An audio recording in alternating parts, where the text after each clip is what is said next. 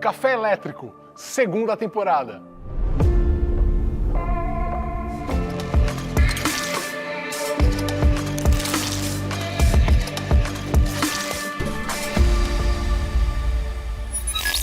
Olá pessoal, bem-vindos à segunda temporada do Café Elétrico da BB. Uma série de vídeos com os temas mais eletrizantes e energizantes do mundo da eletricidade, empreendedorismo e inovação. Você pode assistir nossa websérie Café Elétrico no YouTube a qualquer momento e rever os episódios com os temas mais relevantes para você.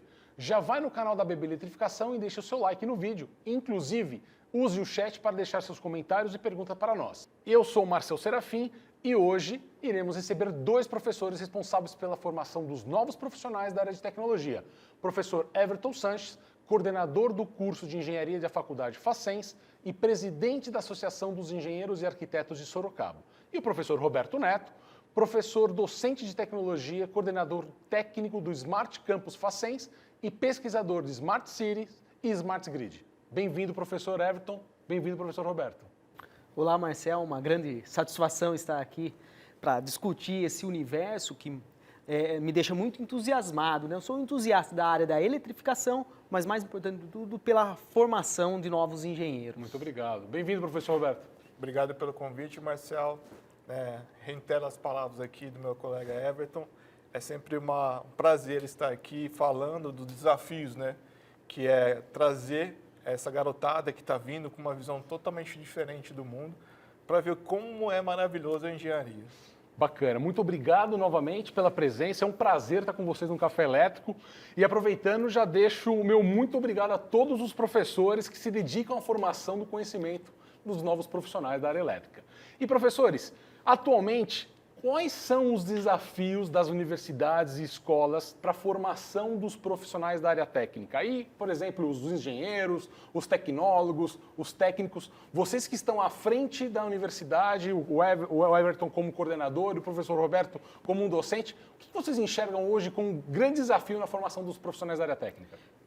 Se me dá licença, Roberto, inicialmente, né, a gente tem uma grande tendência hoje do menino do ensino médio ali, né, do menino da menina do ensino médio, em adentrar o universo do ensino superior mais voltado para a área da computação. Então, mesmo dentro da área de engenharia, né, ou das engenharias, existe uma tendência a ter um maior número de matrículas dentro da engenharia da computação.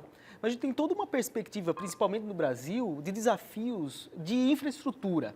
Então, seja infraestrutura urbana, agrícola, elétrica, geração, transmissão, distribuição de energia, até mesmo a residência ali. A gente tem uma série de desafios importantes, significativos, que demandam engenheiros eletricistas, engenheiros civis, né, engenheiros de base aí, para apoiar. Mas quando existe uma tendência do aumento de profissionais na área de computação, acaba tendo menos profissionais nessas áreas básicas.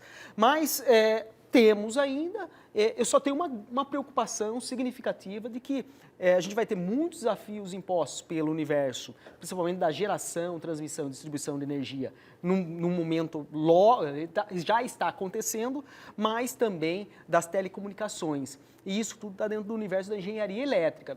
Por coincidência, sou engenheiro eletricista, coordeno o curso de engenharia elétrica, mas hoje é a minha maior preocupação. Engenharia civil, a gente ainda consegue segurar um pouco e tal, me preocupa a parte de infraestrutura, mas esse hoje, minha hipótese circula dentro desse universo. Precisamos formar mais engenheiros nessas áreas específicas de base, de infraestrutura. Hoje, se você vê as soluções de engenharia de civil, né, hoje os prédios, a quantidade de prédios que estão se levantando são enormes. Mas, professor Roberto, você enxerga que tem algum outro ponto, algum desafio adicional que pode ser colocado, alguma questão de formação de base, alguma formação mais específica para contribuir com esses novos entrantes na área de engenharia? Ou acho que isso é superficial demais? Não, eu entendo que é algo mais para trás, é mais na base. Por mais que a gente tenha vagas para os alunos adentrarem o curso, não está tendo atratividade, né? Hoje a criança ela começa o contato, né, já com o tablet na mão. É verdade. Só que é muito difícil para a criança entender que existe alguma coisa por trás, porque ela já começa uma camada bem superior, né? Ela não está vendo toda a fundação. É que nem é uma casa, né? Você adentra numa casa, você quer o quê? Colocar um quadro, pintar a parede. Mas se você não sabe o que foi feito de fundação para aquilo, talvez você não se interesse.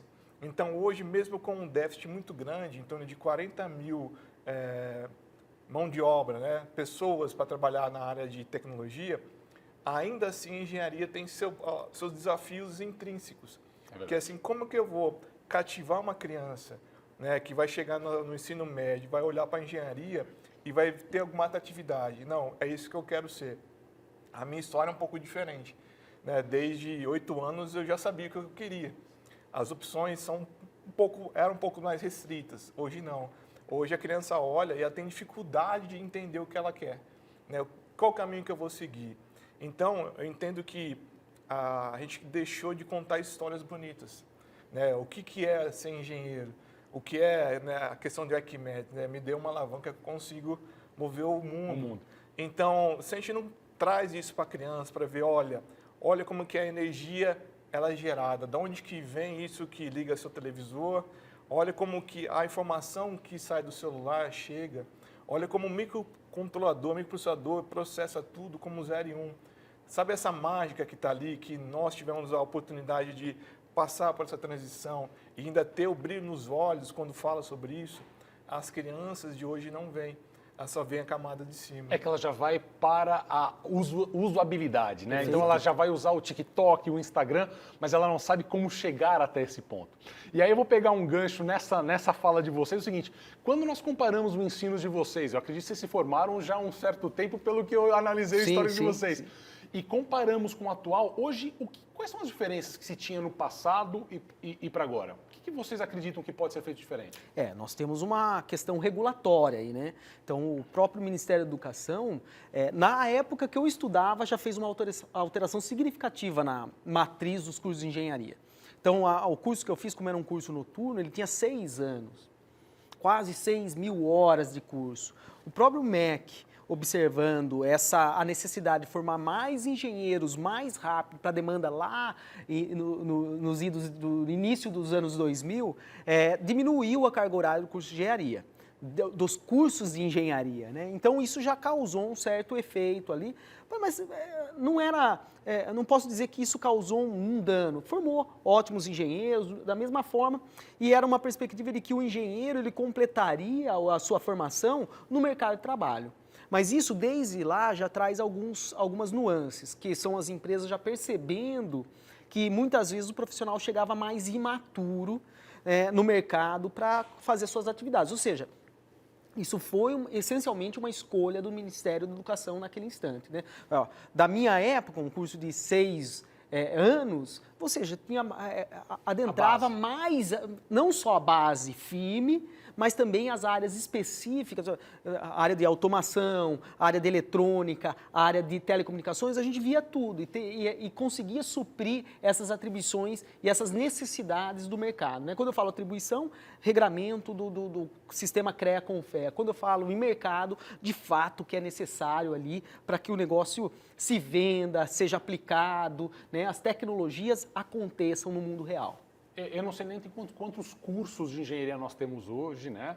E quantos tinha no passado, mas eu acredito que o volume de cursos hoje de engenharia a quantidade são infinitamente maior do que se tinha. Né? Eu lembro de engenharia elétrica, eletrônica e mecânica e civil. Hoje você tem engenharia de alimentos, de produção, mecatrônica, eletrônica aplicada. Eu não sei, acho que isso também, ou seja, você começou a ter um direcionamento muito canalizado para uma área e deixou de ser mais generalista. Exato. É da mesma época, né? Essa subdivisão das áreas da engenharia, a engenharia elétrica em computação, mecatrônica, energias, mais ou menos no início dos anos 2000. Roberto, você fez mestrado, que eu analisei, conversamos um pouquinho, eu analisei também o seu Lattes. Você fez um mestrado e o mestrado ele puxa muito essa questão da questão acadêmica, né? Ou seja, do ensino acadêmico. Você enxerga que a questão acadêmica hoje, que era no passado e que se tem atual, também mudou essa questão da formação do mestrado, do doutorado? Ou isso ele permeia da mesma forma atualmente? Eu acredito que a gente tem 2 oportunidades aí, né? A gente vê que existem mestrados profissionais que visam o quê? Trabalhar ao desenvolvimento de conhecimento, né, de como pensar, né? Que na verdade o doutorado e mestrado é isso, né? Quanto mais você estuda, mais você entende que você não sabe nada. Literalmente. Então, como você vai começando a adentrar mais específico para algum assunto, porque você tem que ser inovador, né?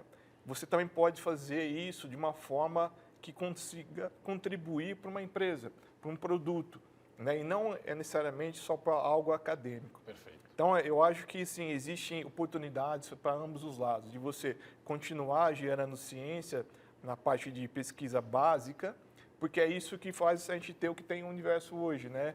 Tecnologias como o 5G, que tanto se fala, né? A parte da invenção de fibra ótica, enfim, são inúmeros casos. Mas também a gente precisa que pegar essa inovação e também aplicar ela para o nosso universo, senão fica um papel, fica solto. Se a gente não conseguir trazer isso para a nossa realidade, a gente não está contribuindo efetivamente. Ou seja, pegar um dado acadêmico e trazer para uma aplicabilidade na sociedade. Exato. Acho que é exatamente isso. Exato. Interessante. Pegando um gancho no que vocês comentaram, professores, os dados do Confea mostrou que o número de engenheiros no Brasil ele vem crescendo nos últimos anos, né?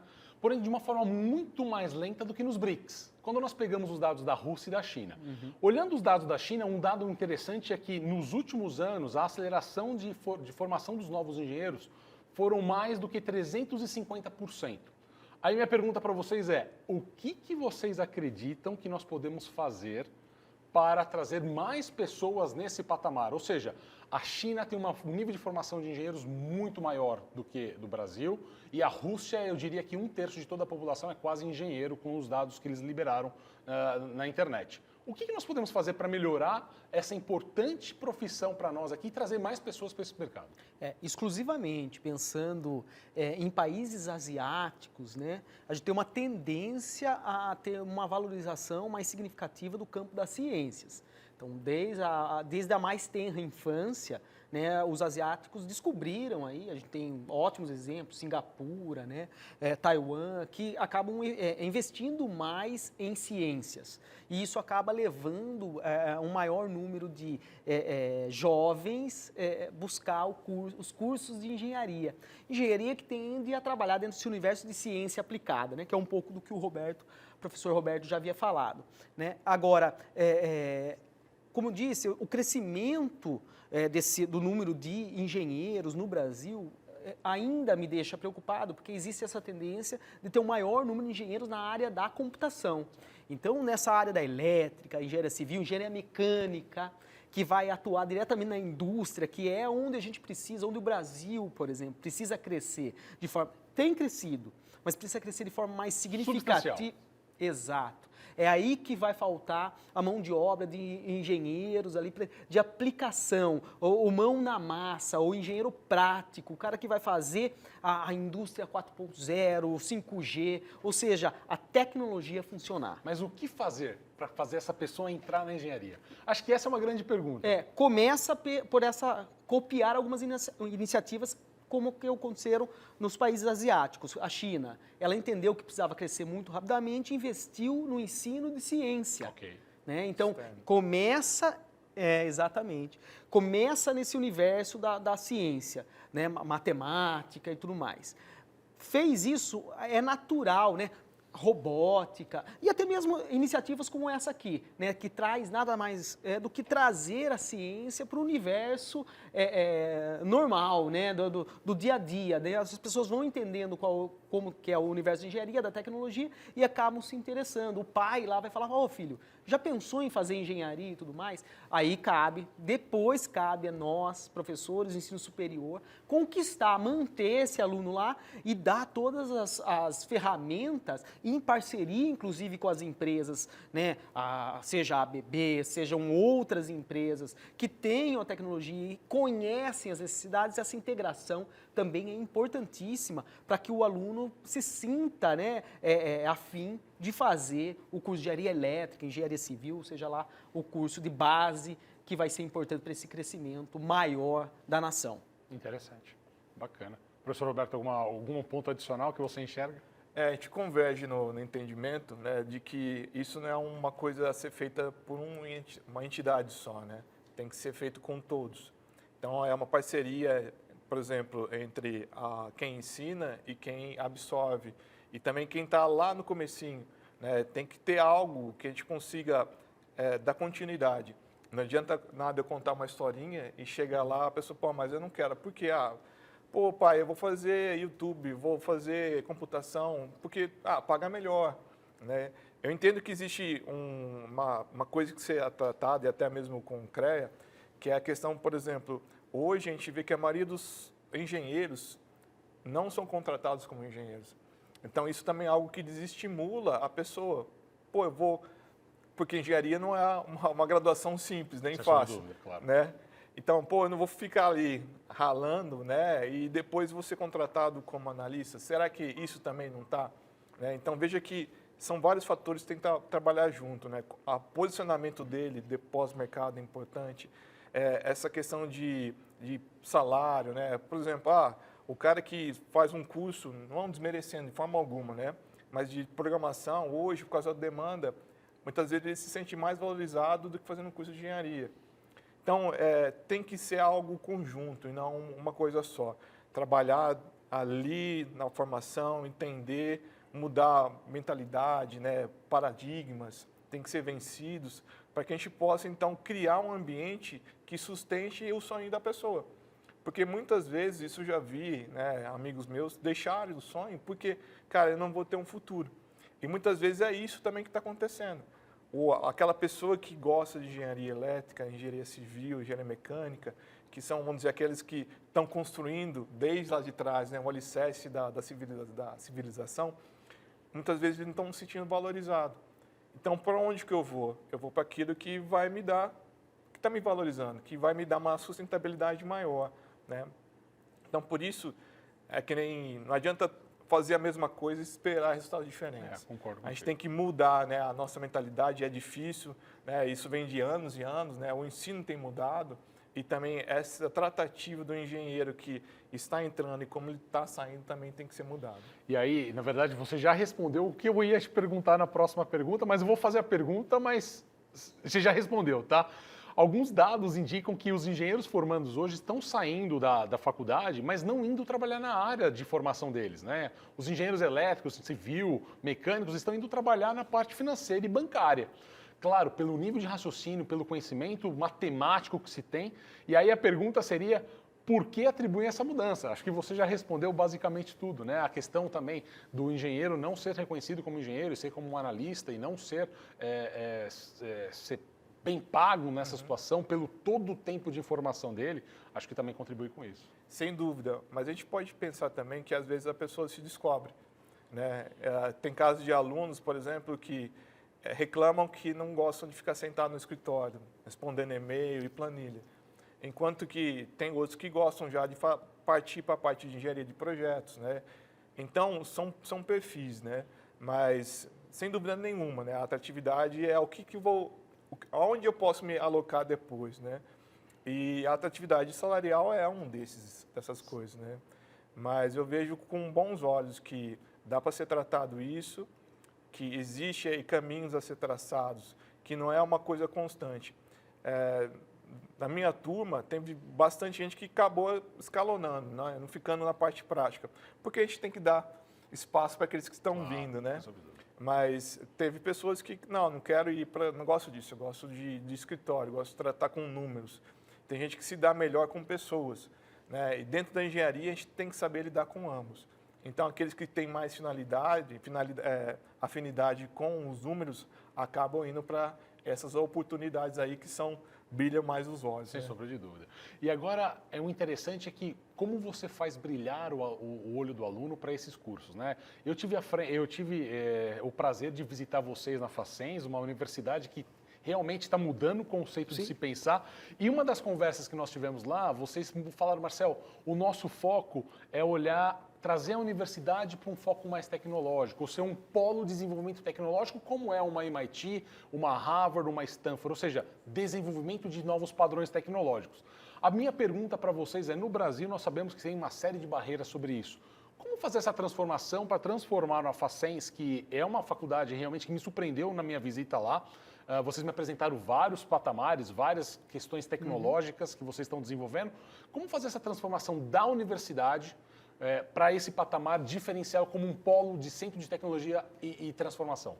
Bem, inicialmente, né, isso vem no sentido, inclusive, de tornar o instituto, a universidade, o centro universitário mais atraente, né? E a única forma de fazer isso, inclusive, responde à questão anterior sobre salário, né, do engenheiro e tudo mais, ou a saída ou não desse engenheiro para outros mercados como o financeiro. Se você cria um ambiente que é totalmente integrado a diferentes empresas que estão interessadas em captar mão de obra, que estão interessadas em desenvolver tecnologia, captar fomento também para desenvolvimento de pesquisas científicas, né?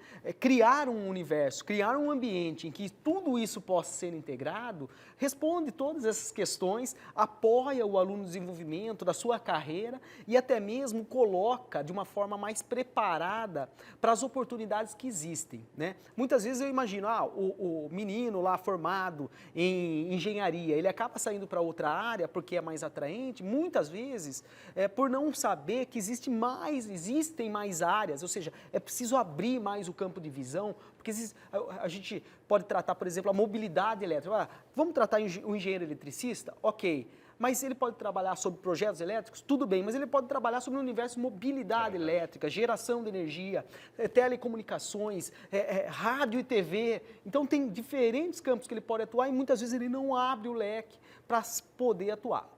Ter um campus desenvolvido com diferentes tecnologias, como a gente tem lá, a gente tem o SBT dentro do campus, a gente tem tecnologias de geração de energia, vamos inaugurar um laboratório sobre distribuição de energia, ou seja, alta potência. Então, só dentro desse universo da engenharia elétrica, a gente começa a ter mais campos, começa a tender a abrir esse campo de visão do aluno de engenharia. Você faz o aluno participar efetivamente da tecnologia, ou seja, ele vai colocar a mão na massa para acontecer e executar. Olha, eu faço a manobra X, o resultado é Y. É isso. E é isso, acho que encanta os alunos, né? Marcel, eu estava conversando com um colega professor Joel, especialista em máquinas elétricas, e eu falei sobre isso. Aqui na Facens, a gente prepara o aluno em relação a outros alunos, muitas vezes com uma capacidade aí de modelagem elétrica muito mais avançada, mas o nosso coloca a máquina para funcionar muito mais rápido. Também consegue modelar, não tão rápido como algumas outras universidades que têm essa tendência mais à ciência, mas o nosso está preparado para fazer esse trabalho o mais rápido possível, porque aparentemente a indústria, né, gosta bastante desse profissional que tem a experiência da mão na massa. Sem sombra de dúvida. E acho que isso é uma das grandes necessidades e da falta atualmente sobre o aluno que chega dentro de uma indústria que tem o conhecimento inicial, né, o básico, ou seja, a base é formada, a fundação do prédio pronta para iniciar um trabalho. Claro, as empresas vão dar o conhecimento, vão dar o subsídio,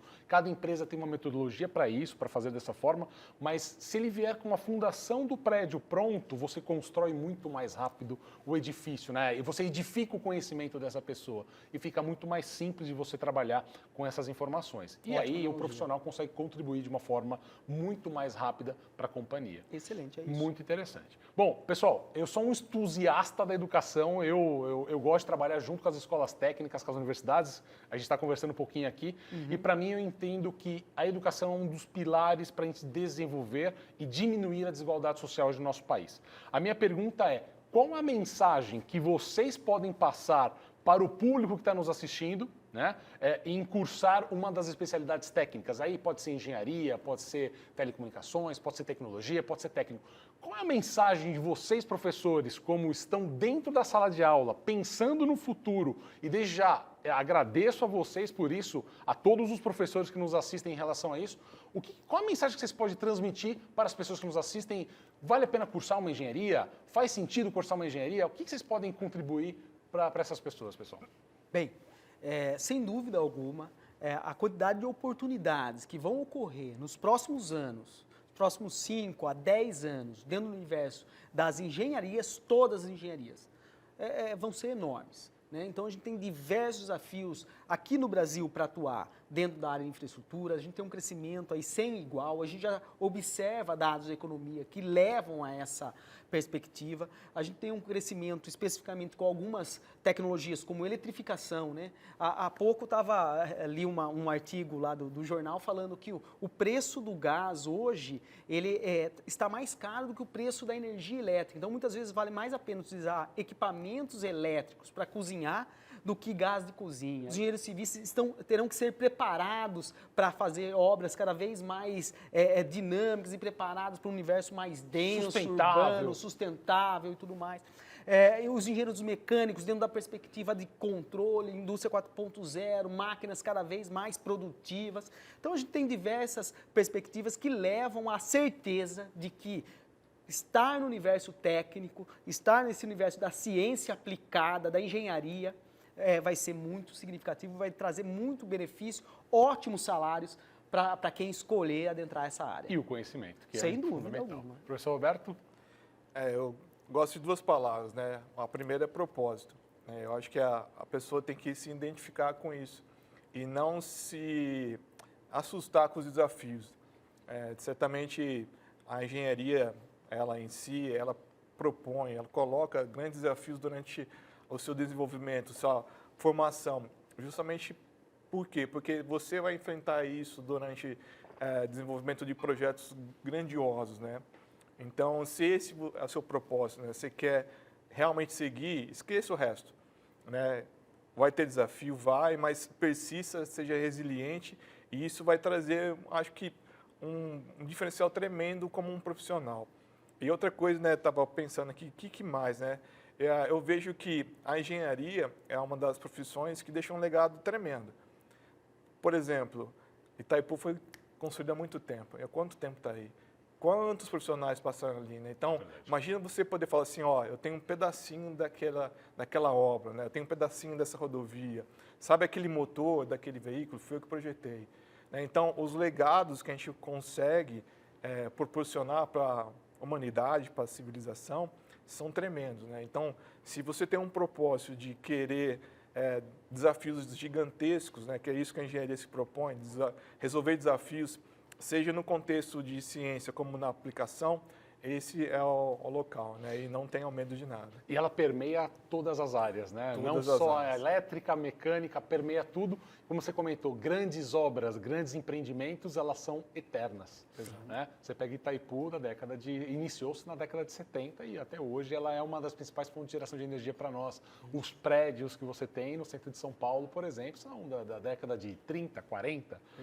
Muito bacana. Bom, professor Everton, professor Roberto, muito obrigado pela participação do Café Elétrico. Espero que com a contribuição de vocês nós possamos trazer ainda mais alunos e profissionais para a nossa área. Eu que agradeço a oportunidade de participar desse belíssimo programa aqui, que tem essa iniciativa. É também uma iniciativa de ciência aplicada, uma vez que a gente vai promover o universo da tecnologia aí para o público em geral. Obrigado, Marcel, mais uma vez pelo convite. Foi muito bom, muito gostoso, né? E você vê que isso já é uma iniciativa de tentar mudar, né, esse panorama que a gente tem e para trazer mais gente para o nosso lado. Obrigado mais uma vez, professores. Bom, pessoal, chegamos ao fim deste episódio do Café Elétrico da ABB. Acompanhe os novos episódios nas mídias sociais e nosso canal do YouTube, ABB Eletrificação. Inclusive, visite o nosso site, new.abb.com.br e também a nossa loja virtual, loja.abb.com.br. Te espero no próximo episódio do Café Elétrico. Até lá!